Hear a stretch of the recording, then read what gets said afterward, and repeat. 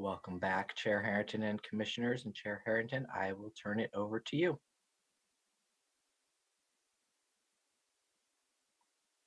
You're on mute, Madam Chair. Thank you, Clerk Moss.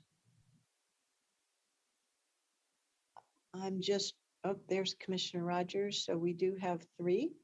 So good morning, everyone, and welcome to the Tuesday, July 19th, 2020 Board of Commissioners meeting.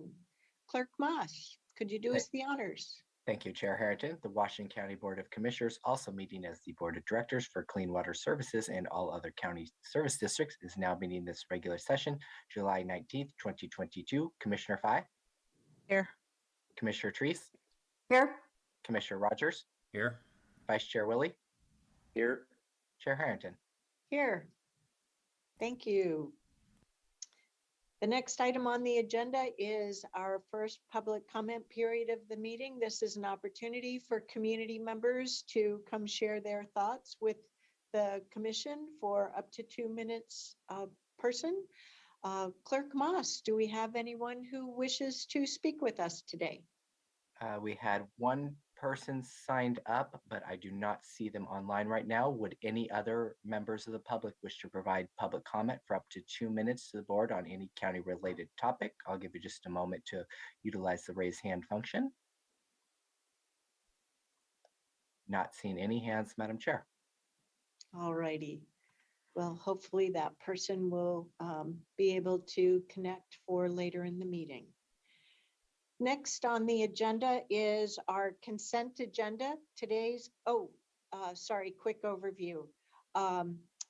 Our packet was updated from the first published packet. There is an additional item, or in addition to the consent agenda, item 14.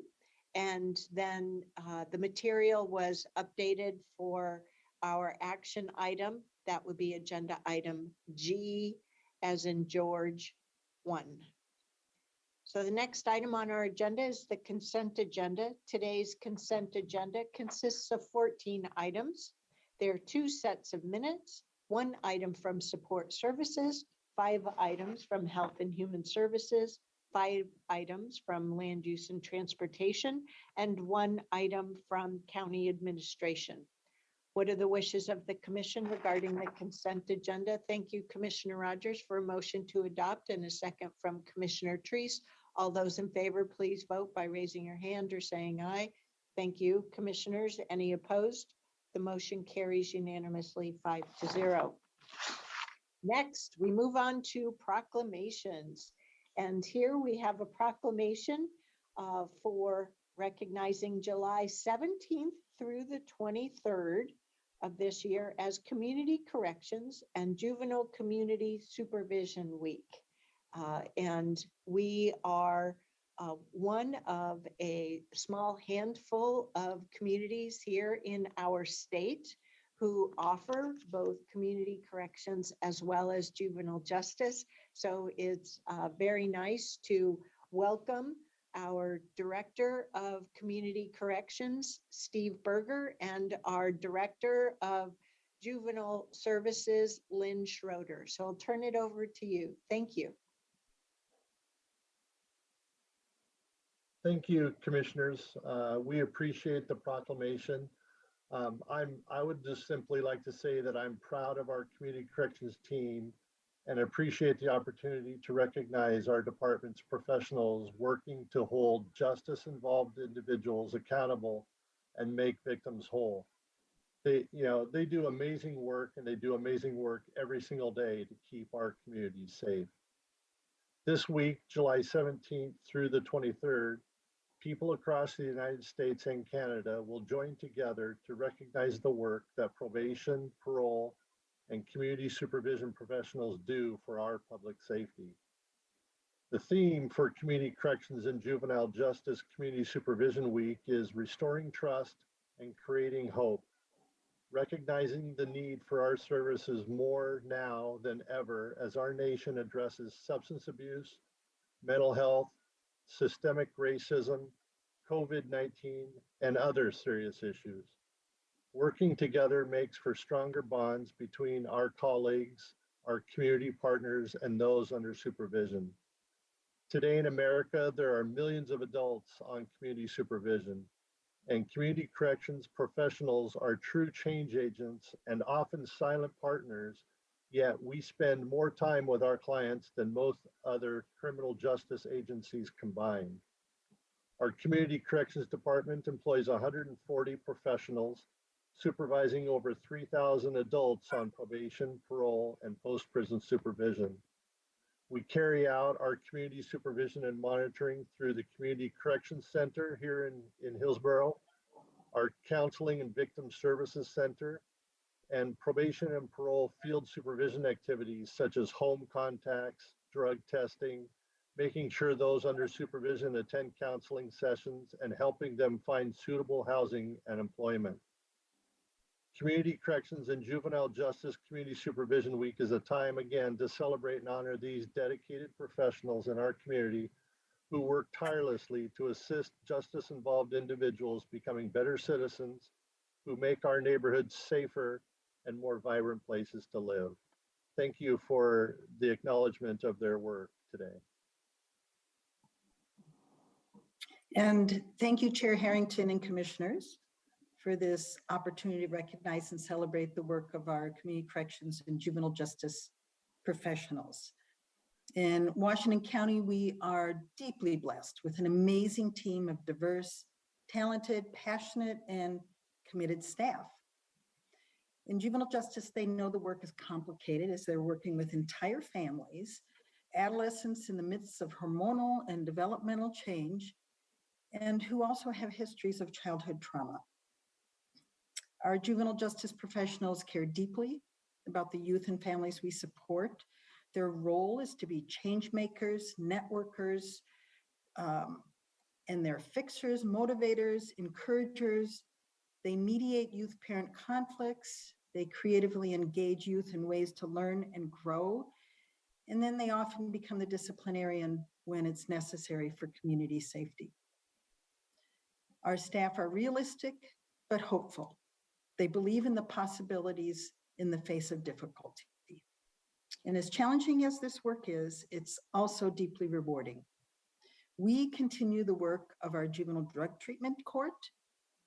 2 of our staff have become certified trainers in an effective practice to teach youth cognitive behavioral skills to improve their decision-making, and they're teaching and coaching our entire staff team in those practices. And another example is we continue our collaboration in the LIFT program with the Tualatin High School that reaches many at-risk youth who stay in school and graduate and set goals for their lives. I'm very proud of the Washington County Juvenile Department staff and deeply honored to do this work alongside them. I greatly appreciate the support of the board and the county that has been given to us over the years. And thank you very much for the proclamation and for your time. Do we have someone set up to read the proclamation? Or should we do that? I can do that for you, Lynn. Excellent. Yeah. All right. Community Corrections and Juvenile Justice Community Supervision Week proclamation, July 17th through the 23rd, 2022. Whereas adult and juvenile community supervision is an essential part of the criminal justice system, and whereas community corrections and juvenile justice professionals uphold the law with dignity while recognizing the right of the public to be safeguarded from criminal activity, and whereas community corrections and juvenile justice professionals recognize the desperate impact the justice system has had on our Black and Indigenous people of color and those who have been historically marginalized, and advocate for equitable and fair treatment for all, and whereas community corrections and juvenile justice professionals are responsible for supervising adult and juvenile justice involved individuals in the community, and whereas community corrections and juvenile justice professionals are trained professionals who provide services and referrals for justice involved individuals, and whereas community corrections and juvenile justice professionals work in partnership with community agencies and groups, and whereas community corrections and juvenile justice professionals promote prevention, intervention, and advocacy, and whereas community corrections and juvenile justice professionals provide services, support, and protection for victims, And whereas community corrections and juvenile justice professional advocate for community and restorative justice, and now, therefore, be it resolved that this 19th day of July, 2022, the Washington County Board of Commissioners does hereby proclaim July 17th through the 23rd, 2022 as Community Corrections and Juvenile Justice Community Supervision Week, and encourages all citizens to honor these community corrections professionals and recognize their achievements. Thank you, Clerk Moss. Before I ask for a motion and comments from my colleagues, I just want to share two things. First, the first one is, Mr. Berger, the proclamation doesn't remind me of the theme for Community Corrections and Juvenile Justice Community Supervision Week. And you mentioned it earlier. I'm not sure if I captured it correctly, so I'm wondering if you could possibly read that for me again. Yes, definitely. Thank you, Chair Harrington. The theme for this week is restoring trust and creating hope. Creating hope. Okay. Thank you. So my second thing is coming back to that theme, and I wanted to express my appreciation for the fact that prior to being a commissioner, right, commissioners before me made the choice to invest in community corrections and juvenile justice in a unique way here in Washington County. Because of your leadership, Mr. Berger and Ms. Schroeder, I've had the opportunity to learn more about the work of your colleagues and how the work of these two Washington County units here in Washington, in our community, help people realize their potential in their lives. And that is a tremendous gift. In addition, both of your groups are very data oriented, which is also very special. You seek best practices, you set goals using best practices and data, and you measure yourselves. And I greatly appreciate that for the benefit of our community and making sure that we do not lose the potential that each person can have here in our community. And I also want to convey that as a result of the work being done by Community Corrections and Juvenile Justice, making these investments here in Washington County is really an incredible step for cost avoidance. By supporting people in the stage of life that they're at, we are ensuring that we are not housing people in state prisons and other programs that cost more than what we're doing here, and that may not provide the potential for people to be productive right here in our communities as individuals and connected with their families and others who they know right here in their own community. So thank you very, very much. I appreciate it. Commissioners, I'd like to open the floor up to you and then take it from there in terms of adopting this proclamation. Are there any commissioner comments? Commissioner Rogers, go ahead. Steve and Lynn, I don't want to be redundant. I think the chair said it well, but we've all been here a while. We all understand the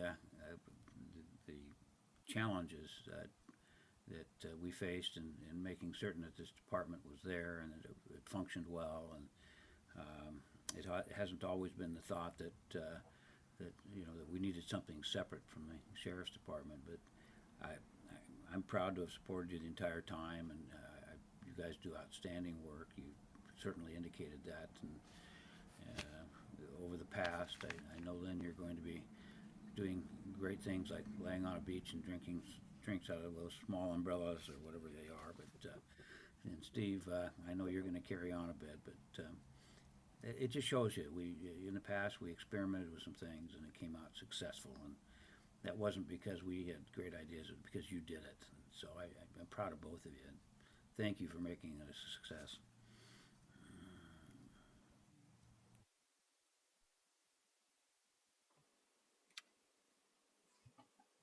I would just like to say I support everything that's been said, and a big heartfelt thank you. So, and thank you for all that you do, and I'm pleased that we're going to be making this proclamation today. Yeah, I would agree with that. Certainly, this is one of those situations where you don't want to be fourth in line because all the good stuff has already been said. But I do appreciate certainly the work that I hear about in the PSCC meetings and certainly the other meetings where, Lynn, you're providing us with a lot of information on juvenile. And yeah, it's good work. And I specifically agree that I think we're saving the taxpayers' dollars, and we're also providing opportunity to keep those people out of recidivism and certainly out of our system. So thanks for your good work. We've got an award-winning program, and it's because of you guys and your team. So thank you. I'll add to say ditto, Steve and Len. Congratulations, and I'm happy to support this proclamation. And more importantly, I really appreciated how you spoke about your staff this morning. So I think you have a lot of compassion for your staff, and that's what makes programs successful, is when you appreciate people's, the hard work they're doing. It's not easy to work shift-oriented work style. But that's what they do, and I just appreciate your kindness to your staff. Thank you so much, commissioners. We'll carry your sentiments back to our teams. So, commissioners, what are the wishes of the commission with regard to adopting this proclamation? We have a motion from Commissioner Fye. We have a second from Vice Chair Willie. All those in favor of adopting this proclamation, please vote by raising your hand. Thank you, commissioners. Any opposed? The motion to declare this or proclaim this week of July 17th through 23rd, 2022 as Community Corrections and Juvenile Justice Community Supervision Week with the theme of restoring trust and creating hope passes unanimously 5-0. Thank you very much. Thank you so very much. You bet. Keep up the good work. Thank you. Next, we have announcements for vacancies on county boards and commissions. And I'll make the announcement, and then we'll have a motion to authorize the recruitment of applications through August 30th of this year, 2022, or until all vacancies are full.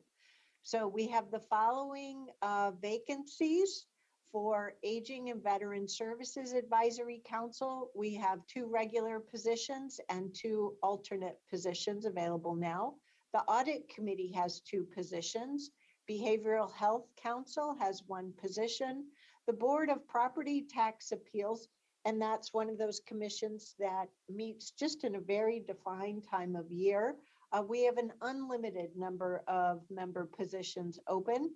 The Civil Service Commission has 1 position open now for a resident of District 3. That's the district that elects Commissioner Rogers.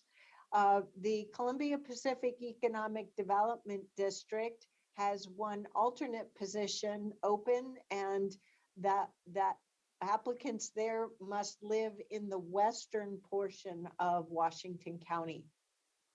The Enhanced Sheriff Patrol District, Urban Road Maintenance District Budget Committee, combined budget committee for those two service districts. There are 3 positions open now, and I believe for each of those you need to reside within the urban unincorporated areas of Washington County. So have a look if you live in District 1, District 2, or a small portion of District 3.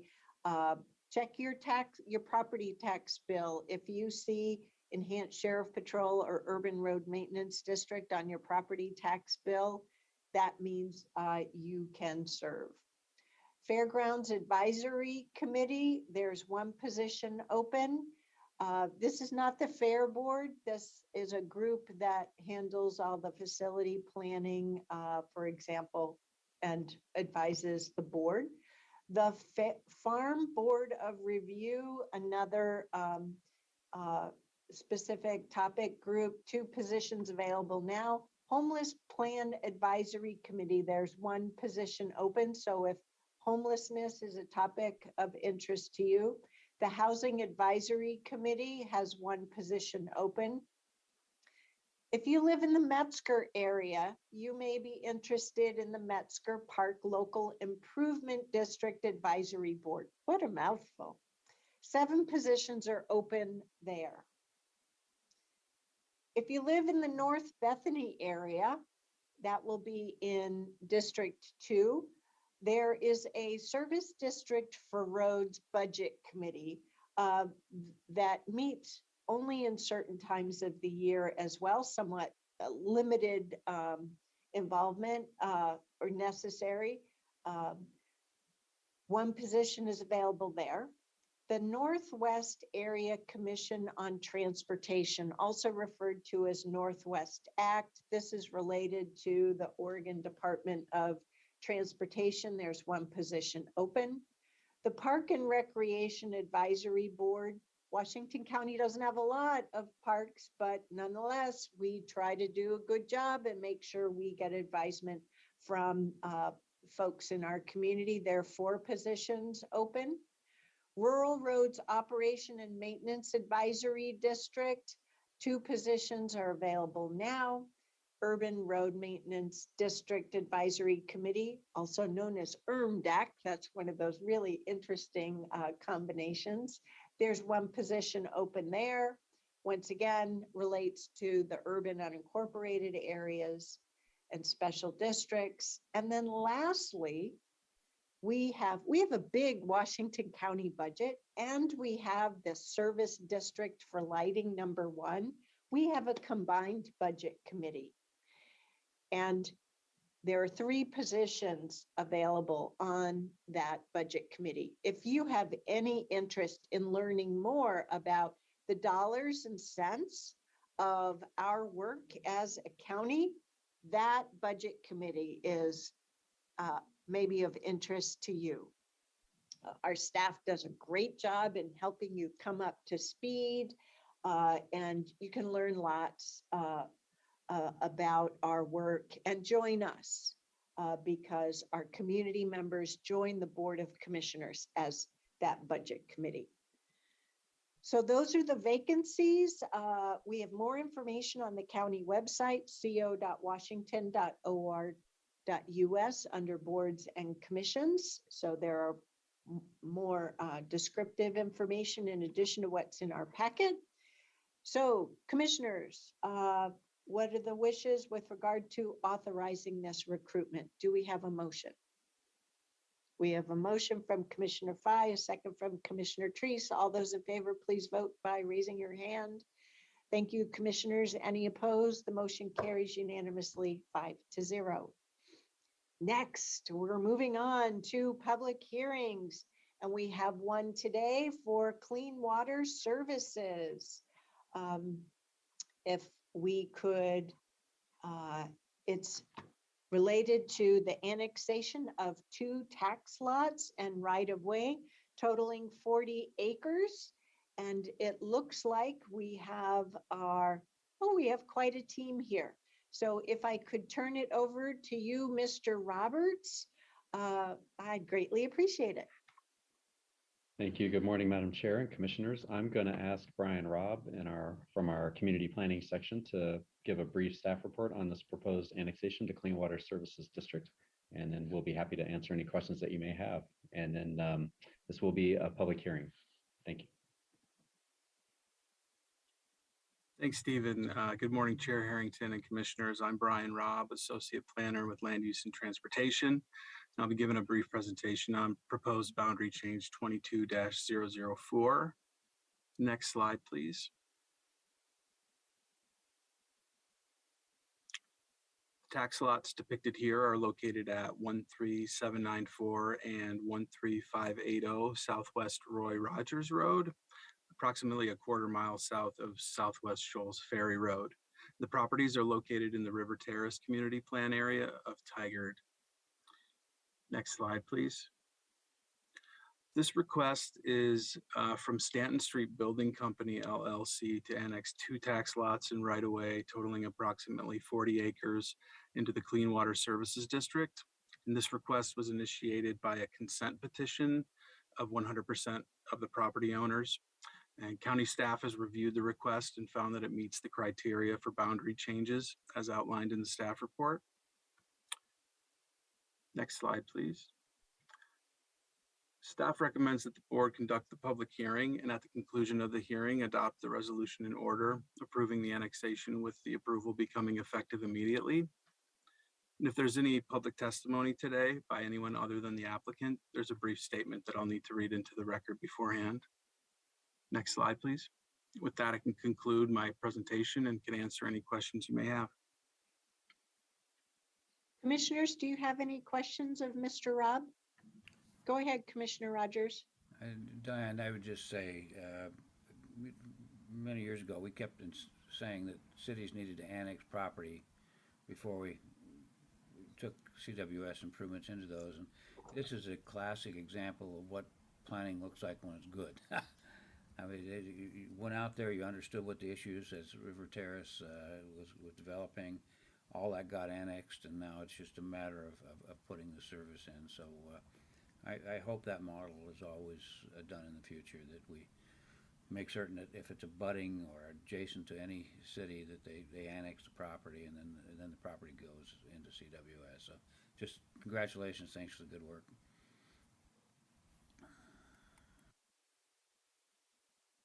Any other commissioner questions?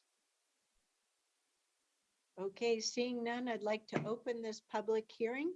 Clerk Moss. Thank you, Chair Harrington. Would any members of the public wish to provide public testimony on this public hearing item of the annexation into CWS? I'll give you just a moment to utilize the raised hand function. Not seeing any hands, Madam Chair.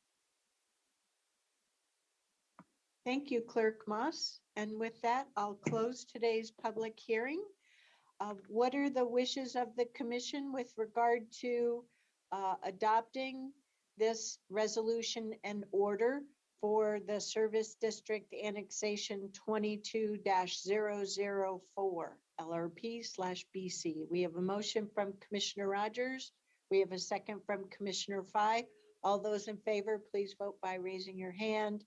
Thank you, commissioners. Any opposed? The motion carries unanimously 5-0. Thank you. Next, we move on to the action portion of our agenda. And I'd like to turn it over to Mr. Carr for an introduction and a first reading of Ordinance 888. It's not a land use, so I don't need to do the title only. Do I, Mr. Carr, or do I? No, you do. We'll need a motion to read by title only. Okay, thank you. Commissioners, do we have a motion to read this ordinance by title only? Thank you, Commissioner Treese, and a second from Commissioner Fye. All those in favor, please vote by raising your hand. Thank you, commissioners. Any opposed? The motion carries unanimously 5-0. Mr. Carr. Thank you, Chair Harrington, and I'm sharing my screen. Rob Bovet was kind enough to prepare a slide. I hope you can all see that. So I just want to walk through the process. You've got before you Ordinance 888, which for introduction and first reading, which would, pursuant to Measure 109, impose a temporary ban on the sale or production of psilocybin in Washington County. So the schedule is as follows. The introduction and first reading would be today. The second reading and public hearing on the ordinance would be on July 26th. If the commission wishes to amend the ordinance, for example, by changing the length of the ban, we would need a motion to amend to prepare an engross ordinance on July 26, 2022. In either event, because the charter requires 2 weeks between introduction and passage, the passage, if the commission chooses to pass the ordinance, would be on August 2nd, 2022. If the commission has asked for an engross ordinance, there would be a second public hearing on August 2nd. If there is no engrossment, then the commission could pass it without a second public hearing. There will definitely be a public hearing if the commission introduces it today on July 26th. We have Mira Simantel and Stephen Roberts here from the two departments most affected if commission has any questions. I know that's somewhat unusual on a first reading, but we thought it would be helpful just to have them available in case there were any questions about this ordinance. Chair Harrington. Mr. Carr, could you read the ordinance by title first, and then we'll move over to see if the commissioners have any questions? Of course, we would need a motion to read by title only first, though. We already did that. Yes. Oh, we did? Yes. Oh, I'm sorry, I missed that. I was focusing. I will be happy to read it. An ordinance declaring Ordinance 888, an ordinance declaring a temporary ban on certain psilocybin businesses and declaring an emergency. Thank you, Mr. Carr. Now, commissioners, do you have any questions for Mr. Carr or Ms. Simantel on this topic? Madam Chair, I just comment that we discussed this at some length, and I like the direction. It makes sense, so I'm fine. Go ahead, Commissioner Fye. Thank you, Chair Harrington. Tom, just minor question, or just for my understanding, motion, so July 26th, second line, motion to amend to prepare an engrossed ordinance. And then July 2nd, public hearing on any engrossed ordinance if needed. How does that, so if the engross happened, then there will be a public hearing on the engross. Yes, so one way, or if the commission introduces it today, there will be a public hearing on July 26th regardless. Right. If the commission on July 26th makes an amendment to change the ordinance, there will be a second public hearing on the engrossed ordinance. No second public hearing is required if you do not engross the ordinance. Okay. Does that make sense? Yes, yeah. Thank you, Chair Harrington, for suggesting we have this slide. Very helpful. Thank you, Tom. If you think about it with a flow chart, if the board wants to amend the ordinance, then we have a new leg. But if we don't make any changes, then we just go straight line to August 2nd. And if we have that leg, right, we have to vote on an engrossment and we have to have a second hearing before we come back to adoption on August 2nd. It's like a little detour going over a couple of bridges. Commissioner Willie. Yeah, I just want to make sure I was I was reading through the information. Excuse me. I want to make sure that this ordinance is where we are recommending to go to the voters with a 2-year delay. Is that what this ordinance is? That's correct. Okay. Voters all across Washington County for a 2-year delay for the rural areas and the urban unincorporated areas only. So this decision would not apply to cities. No, I get that. So, okay, I was just wanting to make sure I understood what we were doing here. So thank you. Commissioner Woolley, thank you for your question. I should also point out that the Measure 109 requires a vote of the people to ban, but not a vote of the people to revoke a ban. So we should say that this would be for at least 2 years, but the commission would have the flexibility to end the ban at any time within those 2 years by a simple ordinance passed by the commission without a vote of the people.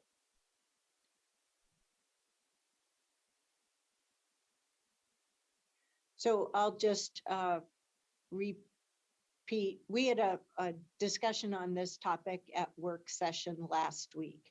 Since then, I've had the opportunity to catch up on the information available to everyone, including elected officials, as available through the Oregon Health Authority. And as such, I fully understand and appreciate that the voters of our state, with about 52%, and here in Washington County, with a vote of just over 59%, have chosen to allow the use of psilocybin in our community under very clear circumstances. And the Oregon Health Authority has been following up on defining very clear rules in support of that statewide action. And I have become more familiar with the outline of that. And as such, don't personally, in my position as a member of this board, I am very comfortable with the citing moving forward effective January of 2023 per the direction of the voters without further delay. So that's just where I stand. And I look forward to hearing more from our community at our public hearing next Tuesday evening and going from there. So go ahead, Vice Chair Willie. Nafisa, I think's hand was up officially. So Nafisa, you want to go ahead? It's hard, Go hard ahead. to see a little yellow hand on that background. Thank you. Go ahead, Commissioner Willie. I'll follow your after. Well, thank you. I appreciate that. And I am going to be stepping out here in just a few minutes. I also heard that information from Lizzie, really appreciated her presentation and understood her point. The concern I have is I really don't believe that this product has been studied sufficiently. The FDA calls it breakthrough therapy, but they wouldn't approve this as yet because there wasn't a sufficient amount of study. I think our OHA is doing a good job of trying to put together the rules, but we would be adopting something that we don't even know clarification on what it is yet. So I still think we need to exercise our option to go to the voters asking for a delay on this, and then and LUT has a significant amount of work to do on this as well. So, you know, I mean, 6 months into 23, we could say, we like the direction it's going. Let's move ahead on this right now. We don't have to wait the 2 years, but I definitely think we should be exercising that option. It gives us more flexibility.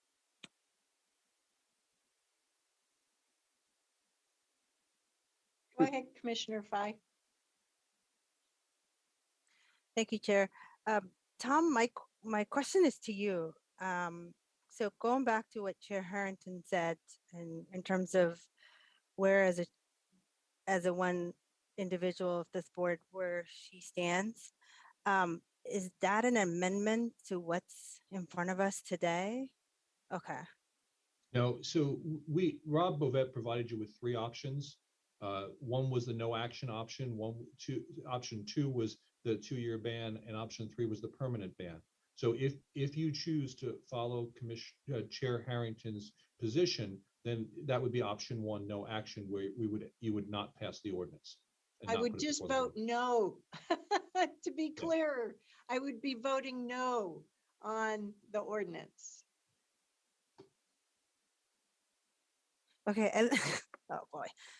And then to go back to the first slide that you shared, Tom, if there's no if there's no amendments, then 26, there's no more August 2nd meeting. Am I understanding correctly then? No, I'm sorry. There has to be if you're going to pass the ordinance, it has to be passed on August 2nd because the charter requires 2 weeks between introduction and passage. The July 26th hearing, and I know that's confusing, and I apologize for that, is in case there is an engrossment. So we've scheduled a public hearing on that day so the public has the opportunity to weigh in on that issue. Okay. Understood. Thank you. And our decision to vote yes on something, to proceed with something, or no, to not proceed with an item on the ballot comes up on August 2nd. Okay. And Commissioner Willie, I have heard your opinion that you don't think it's been studied enough. I believe that we as a community have had the opportunity of seeing the extensive study that has been done on psilocybin, and the FDA has given certain approval in order, or CDC, I can't remember which, based on that research to move forward with the, I don't remember the medical term, but it's in the OHA slides, with the type of use that the voters of our community have allowed. So I understand that you and I see that research data differently. And so I just wanted to close our commission comment so our community members have the opportunity of seeing that research information in the OHA presentation. Okay, so we've had our introduction and first reading. And Mr. Carr, do we need to have a motion to move forward with the second reading and first public hearing date certain on July 26th? So in my view, the motion should be to introduce and pass on, introduce the ordinance now, and that's all you need to do. And then to move on for second reading, yes.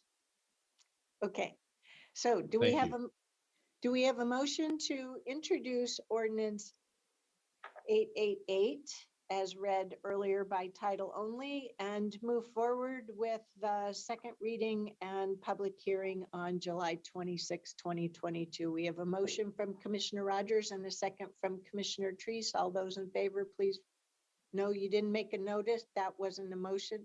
Okay, so Vice Chair Willie is making a second.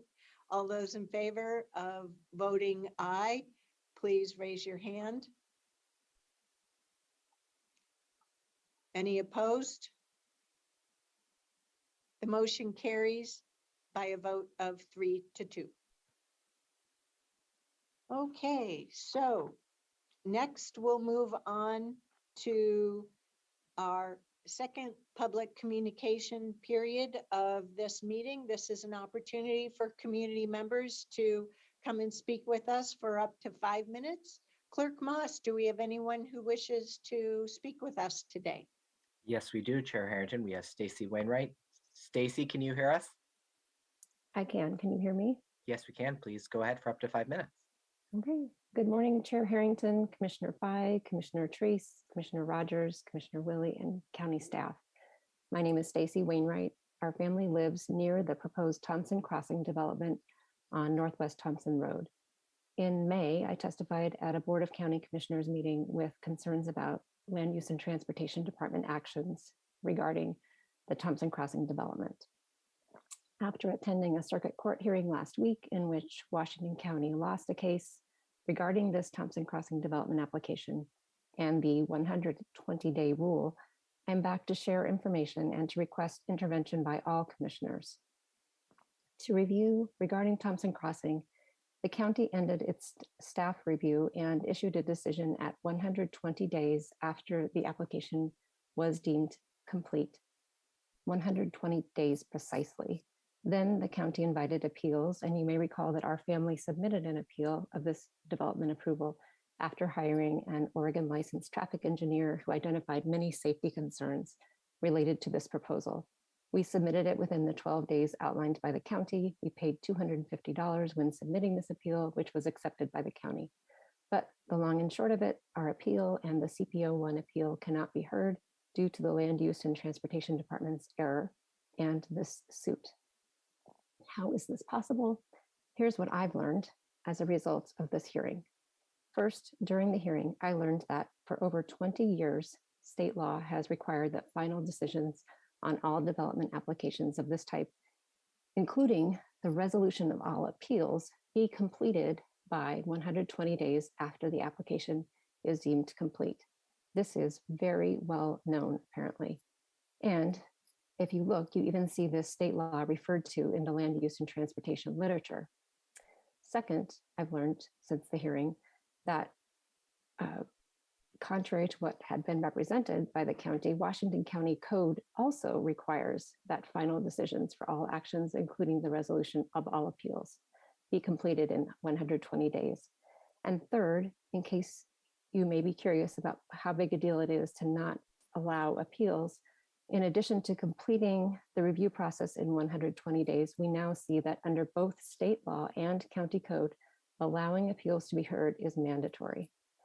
As Washington County residents, we hold our elected officials responsible at a high level for the performance of county departments.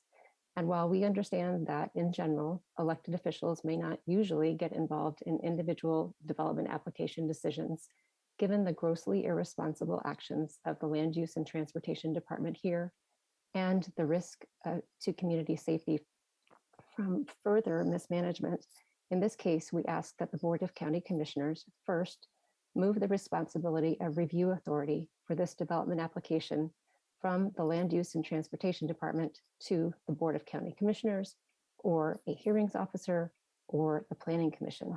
This is important as there are many exceptions which have been requested and through which the county still has the opportunity and ability to ask the developer to meet safety codes. And second, we ask that you require immediately that the Land Use and Transportation Department meets state law and Washington County Community Development Code in their application approval process, such that for type 2 applications like the Thompson Crossing development application, both a hearing is held as part of the application review process unless appeals are not submitted, and that final action on an application, including resolution of all appeals, takes place within 120 days after the application is deemed complete. Thank you very much for your attention and action regarding this matter. Thank you, Stacy. Would any other members of the public like to provide public comment for up to 5 minutes on any county-related topic? I'll give you just a moment to utilize the raise hand function. Not seeing any additional hands, Chair Harrington. Thank you, Clerk Moss. Mr. Carr, could I ask you a question? Of course. We've heard a request from Ms. Wainwright requesting, if I captured it correctly, requesting intervention by the Board of Commissioners. I'm not a land use lawyer, right? Not a lawyer at all.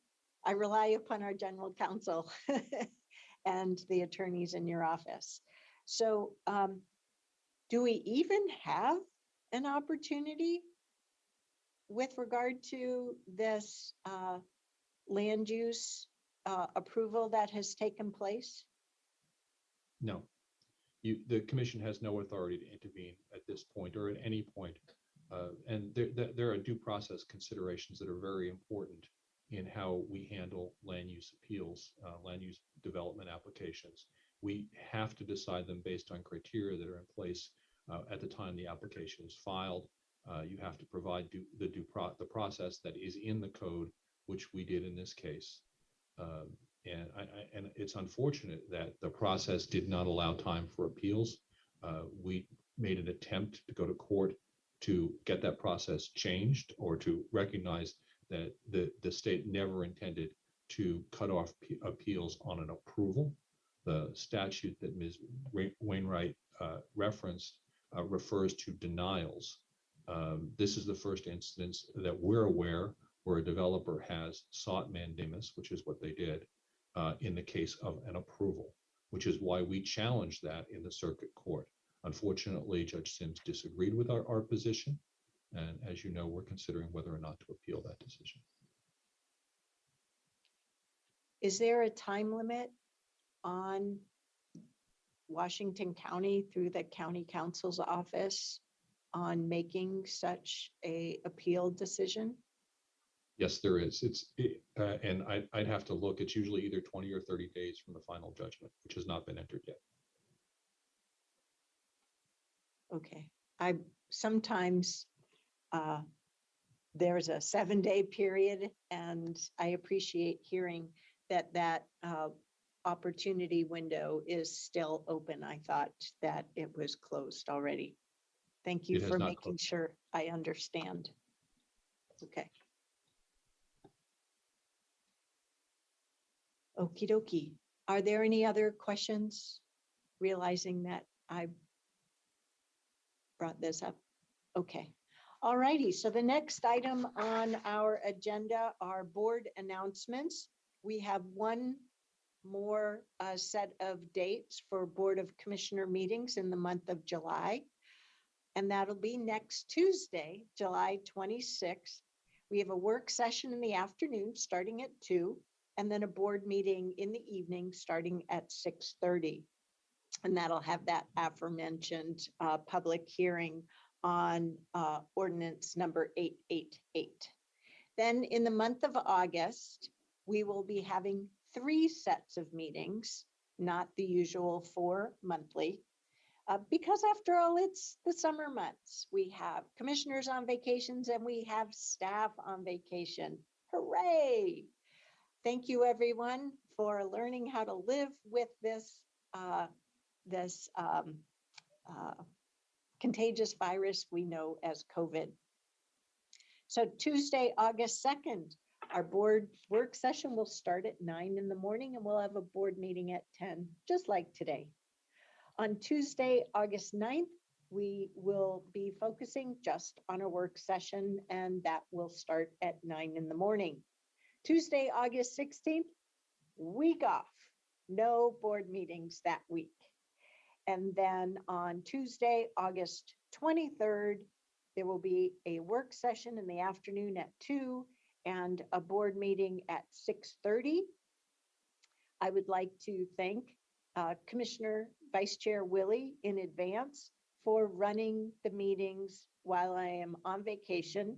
I do plan to participate in the August 2nd meeting, but I will be doing so out of state.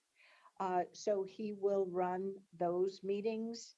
And I'm not sure if I will be participating in the work session on August 9th, since I'll be on vacation that day as well. So that's all I have for board announcements. Are there any other board announcements for today? All righty, seeing none, do we have a motion to adjourn today's business meeting? We have a motion from Commissioner Treese with a second from Commissioner Fye. All those in favor, please vote by raising your hand. Thank you, commissioners. Any opposed? The motion carries unanimously 4-0. We'll see everyone at our resumption of our work session at 1 p.m. this afternoon. Different Zoom link. Thank you. Bye-bye.